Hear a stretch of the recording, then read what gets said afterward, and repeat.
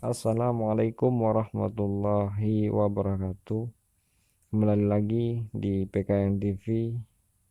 Dalam bahasan kali ini saya mau penilaian kepada para penonton mengenai ucapan Pak Khalil di intern NU. Terima kasih. Mengatakan begini, ada perdebatan kecil, saya cerita ini sebelum saya tutup. Ada perdebatan kecil di kementerian itu. Ketika mendiskusikan soal Kementerian Agama, saya berkeinginan merubah tagline lah, minimal tagline atau logo Kementerian Agama. Tagline Kementerian Agama itu kan ikhlas beramal. Saya bilang nggak ada ikhlas kok ditulis itu. Namanya ikhlas itu dalam hati, ikhlas kok ditulis. Ya ini menunjukkan nggak ikhlas, saya bilang. Nggak ikhlas itu artinya mungkin kalau ada bantuan terus minta potongan itu nggak ikhlas. Kelihatannya bantu tapi minta potongan itu nggak ikhlas. Nah ikhlas beramal itu nggak bagus, nggak pas saya bilang.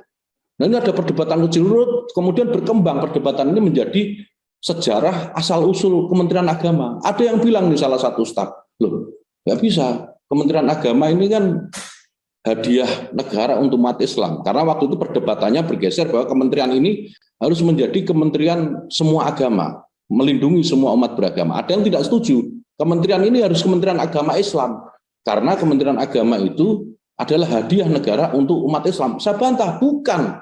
Kementerian agama itu hadiah negara untuk NU, bukan untuk umat Islam secara umum, tapi spesifik untuk NU.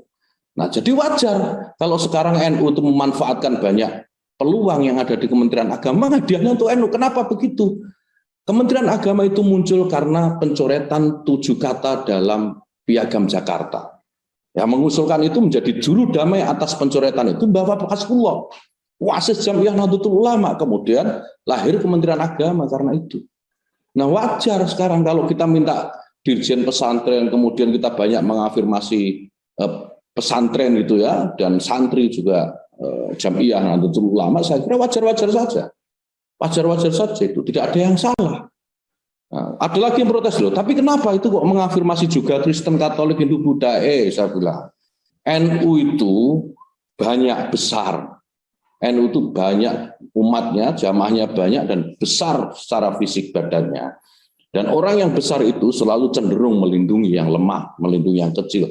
Dan itu sifat NU. NU itu di mana-mana, itu pengen melindungi yang kecil.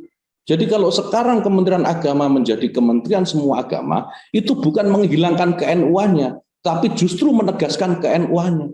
NU itu terkenal paling toleran, NU terkenal paling moderat. Itu saya kira tidak ada yang salah. Nah, saya kira ini background itu ya, kira-kira menjadi background landasan gitulah cara berpikir kami di Kementerian Agama yang insya Allah sudah hampir seragam. Sudah hampir seragam meskipun masih ada 1-2 ya biasa itu karena kita mengelola organisasi